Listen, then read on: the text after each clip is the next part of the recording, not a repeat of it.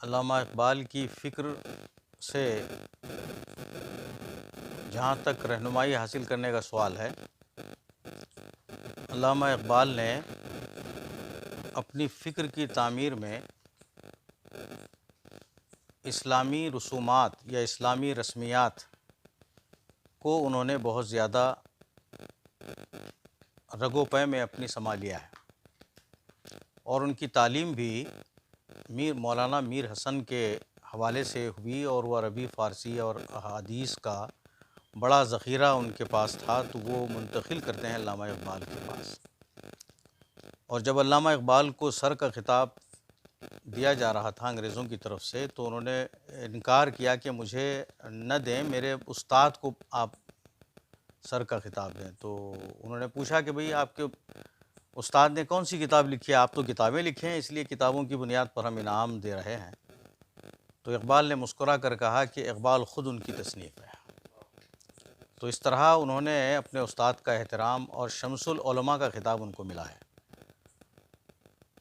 ان کی شاعری دراصل مقامیت سے ہٹ کر آفاقیت شعار بن گئی ہے، اور آفاقیت شعار بننے کی وجوہات میں سے ایک یہ ہے کہ اقبال ابتدا سے چونکہ قرآن کو بہت گہرائی سے انہوں نے قرآن کا مطالعہ کیا، قرآن کے جو مندرجات ہیں، اس کے مفاہیم ہیں، اس کے مطالب ہیں، اس کے اشکالات ہیں، اس کے تقاضے ہیں، زمانے پر کس طرح سے اس کو منطبق کیا جا سکتا ہے، وہ انہوں نے کیا۔ اور پھر انہوں نے لکھا بھی ہے کہ تیرے ضمیر پر جب تک نہ ہو نزول کتاب، تیرے ضمیر پر جب تک نہ ہو نزول کتاب، گرہ کشا ہے نہ رازی نہ صاحب کشاف۔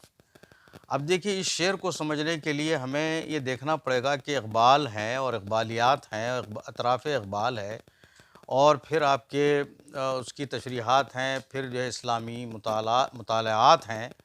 تو جب تک کہ ہم اسلامی مطالعہ نہیں کریں گے، اقبال کے اس شعر کو سمجھ نہیں سکتے، کیونکہ اس میں راضی اور صاحب کشاف کا جو لفظ استعمال کیا گیا ہے، یہ راضی سے مراد علامہ فخر الدین رازی ہیں، جو تفسیر کبیر انہوں نے تفسیر کی ہے، اور یہ تفسیر کبیر فلسفیانہ طرز لیے ہوئے تفسیر ہے۔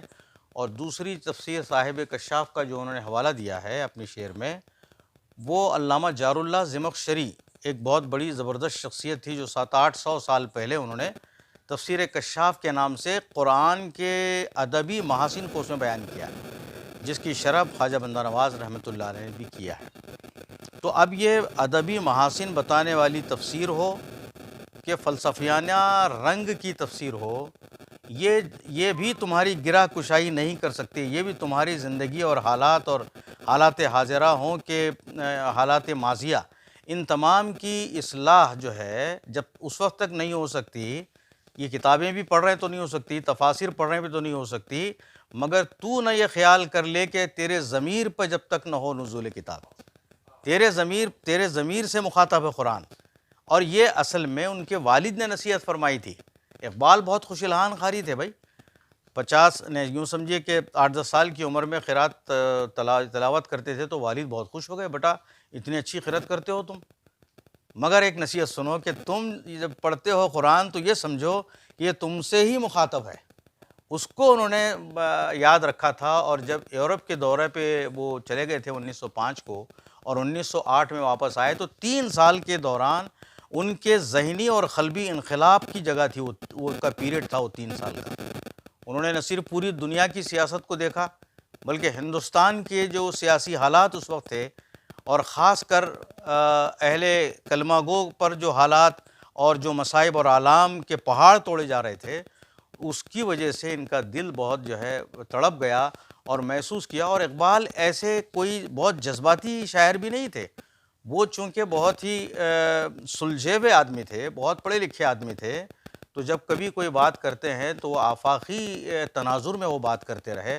ان کے اشعار آفاقی اس لیے ہیں کہ قرآن بھی آفاقی ہے، اور صاحب قرآن اللہ کے رسول صلی اللہ علیہ وسلم بھی آفاقیت لیے ہوئے ہیں۔ تو علامہ اقبال کا کلام بھی قرآن اور حدیث ہی کی تشریحات کرتا ہے، بلکہ انہوں نے ایک جگہ لکھا بھی ہے کہ میرے اشعار اگر قرآن و حدیث سے متصادم ہیں، ٹکراؤ رکھتے ہیں، اگر اختلاف رکھتے ہیں، تو ان کو جلا کر خاکستر کر دو۔ تو اقبال اس طرح سے وہ بھی آفاقی بن گیا، کیونکہ اس کا پیغام بھی آفاقی ہے۔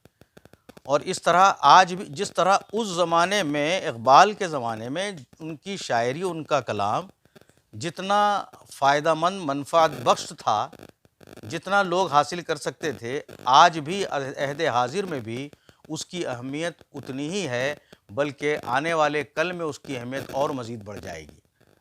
آج بھی ہو ابراہیم سا ایماں پیدا، آج بھی ہو ابراہیم سا ایماں پیدا، آگ کر سکتی ہے انداز گلستاں پیدا۔ تو علامہ اقبال کی شاعری میں اس طرح کے رہنمائی حاصل کی، آج بھی رہنمائی حاصل کی جا سکتی ہے۔ انہوں نے سیاسی بصیرت کا بھی ثبوت دیا، معاشی، معاشرتی اور پھر اب مذہبی۔ اس طرح سے اقبال صرف ایک مسلم سے خطاب نہیں کرتے ہیں، ایک طبقے سے خطاب نہیں ہے ان کا، جس طرح قرآن ہدی للناس ہے، پوری کائنات کے لیے قرآن ہدایت کی کتاب ہے، اور اللہ کے رسول بھی انی رسول اللہ علیکم جمیعا، حضور نے فرمایا کہ میں ساری کائنات کے لیے تم سب کی طرف اللہ کا رسول بن کر آیا ہوں۔ تو اس کا سبق پہلے بھی تھا اور آج بھی اس کی اہمیت ہے۔ تو اقبال جس طرح سے وہ اپنے کلام کو پیش کر کے ہر دور کو متوجہ اور متاثر کرتے نظر آتے ہیں، پچھلے 3-4 سالوں میں اگر آپ جائیں گے تو علامہ اقبال کی اتنی گہرائی اور گہرائی آپ کو نظر نہیں آئے گی، اور اب تک تو نہیں آئی ہے، آئندہ اللہ مالک ہے، وہ کیا ہوتا ہے اللہ بہتر جانتا ہے۔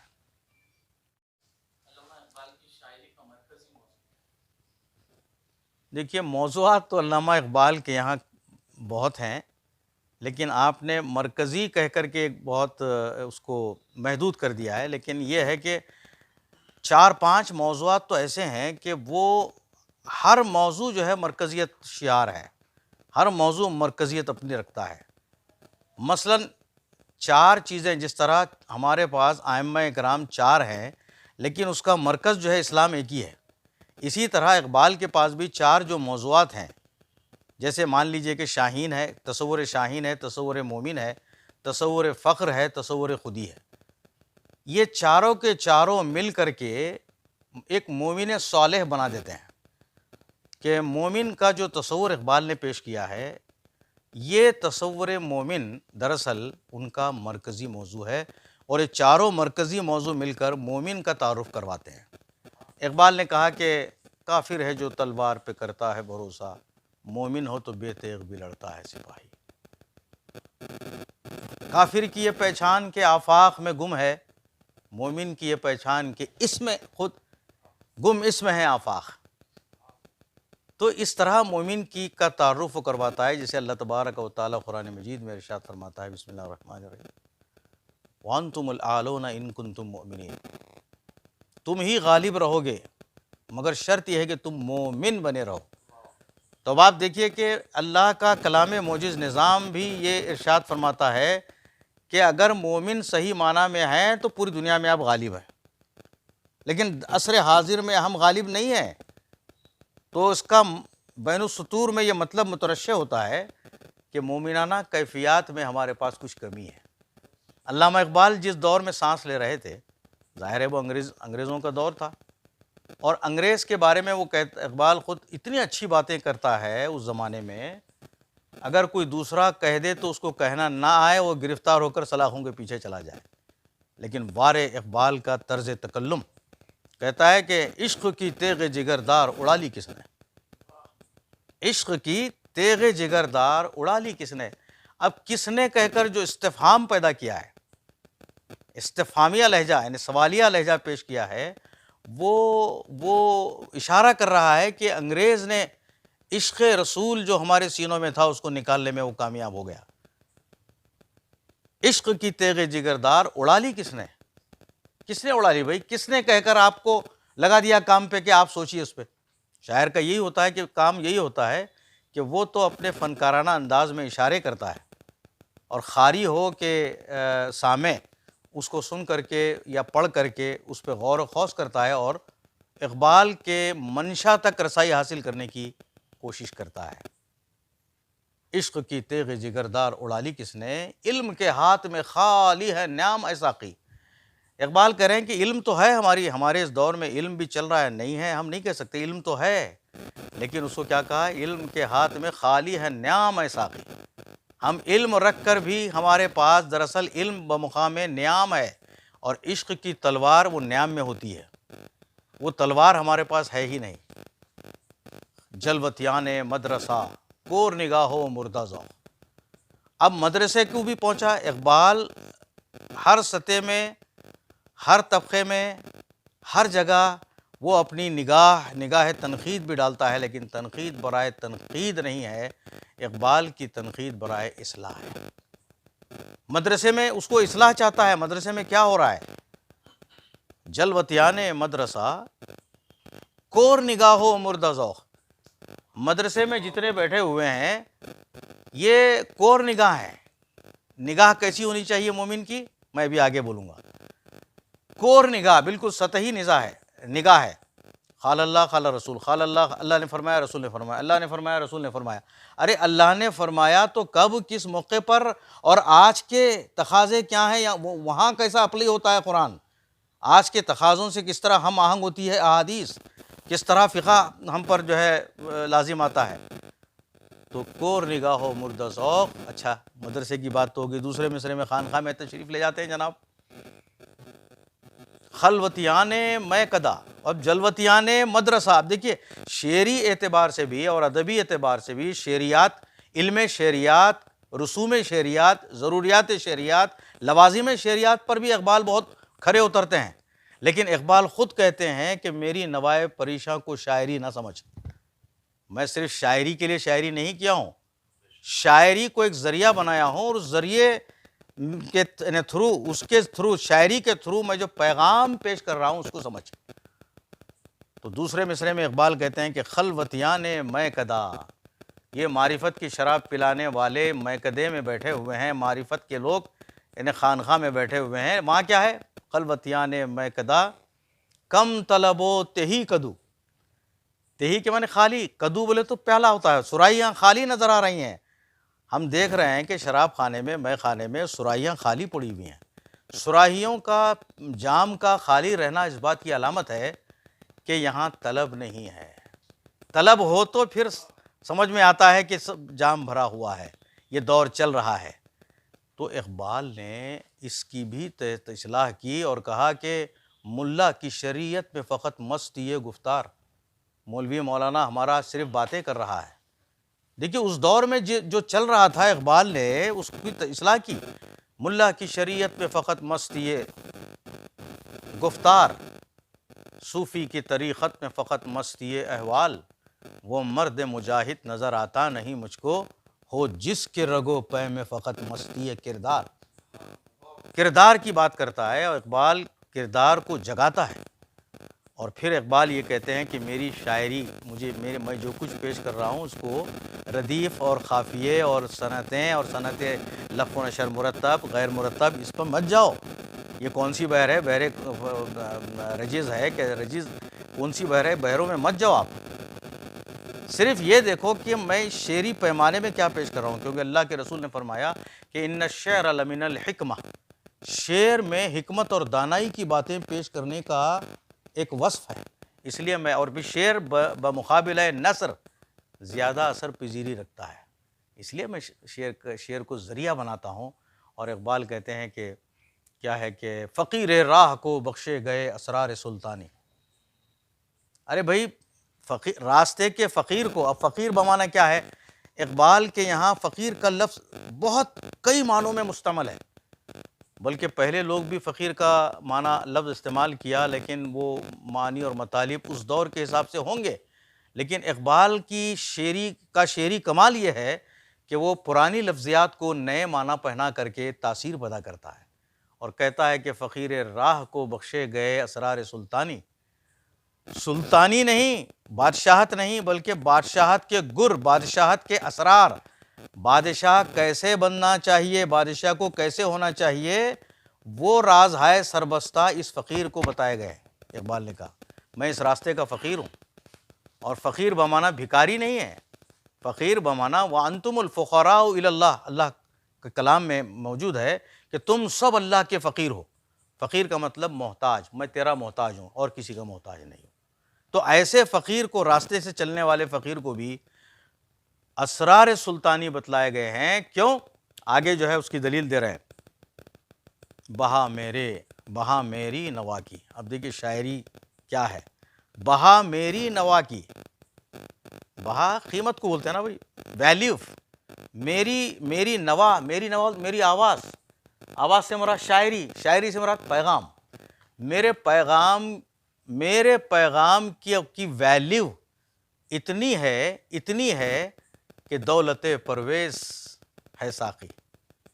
بہا میری نوا کی دولت پرویز ہے، پرویز خسرو پرویز جو ایران کا بادشاہ تھا ان کے زمانے میں، تو سب سے بڑا دولت مند مسلمانوں کی سلطنتوں میں سب سے دولت مند بادشاہ تھا، تو اس سب سے بڑے دولت مند بادشاہ سے بھی زیادہ قیمتی ہے میری آواز، میری شاعری، میرا پیغام۔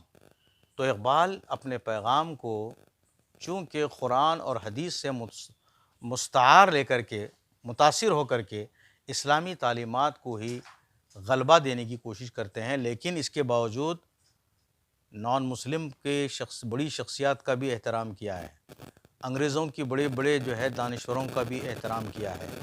اس کی فکر، یعنی اقبال کی فکر کے جو سرچشمے ہیں، جہاں کتاب یعنی قرآن مجید اور حدیث ہے، وہاں پر جو ہے اسلامی ہیروز بھی ہیں، محی الدین ابن عربی ہیں، مولانا رومی ہیں، مجدد الفسانی ہیں، اسی طرح انگریزوں میں بھی ہیں، نیٹشے ہیں، دانتے ہیں، اور ادھر رام پر بھی بات کرتا ہے۔ پوری کائنات میں پھیلے ہوئے اعلیٰ ترین انسانیت نواز لوگوں کا احترام بھی کرتا ہے، اور لکھتا ہے کہ آدمیت احترام آدمی، باخبر شو از مقام آدمی، آدمی کا احترام کرو اور آدمی کے مقام سے واقف ہو جاؤ۔ اطمینانہ کیفیات کا ایک حصہ ہے۔ اقبال نے 20 پرندوں سے زیادہ اپنی شاعری میں ان کو استعمال کیا ہے، لیکن شاہین کو بطور خاص جو علامت ہے، چونکہ شاہین میں جو اوصاف ہیں، شاہین ایک ایسا پرندہ ہے، اس میں خودداری ہے، ایک خوددار پرندہ ہے، وہ دوسروں کا مارا ہوا شکار نہیں کھاتا، خود کا شکار خود کھاتا ہے، وہ آشیانہ نہیں بناتا، وہ اللہ کی پر توکل کرتا ہے، اور وہ بلند پرواز بھی ہوتا ہے، اور تیز نگاہ بھی ہوتا ہے۔ ابھی دیکھیے تیز نگاہ کیا ہے؟ ابھی میں نے کہا کہ کور نگاہ جو وہاں بیٹھ کے مدرسے میں بیٹھ کے کر رہے ہیں، یہ کور نگاہ ہے۔ تیز نگاہ کسے کہیں گے؟ فریس کا لفظ استعمال ہوتا ہے، فریس کے معنی بہت تیز فہم۔ ابھی دیکھیے کہ یہ جو فریس کا جو لفظ ہے، جس طرح سے اقبال نے کہا کہ یورپ کی خوب اسٹڈی کی، اہل یورپ کو اور دانشوران یورپ کو خوب پڑھا اور ان کی اچھی باتوں کو لیا، بلکہ ریکمینڈ کیا کہ مغرب سے محنت لو اور مشرق سے جو ہے نا دین و ایمان لو۔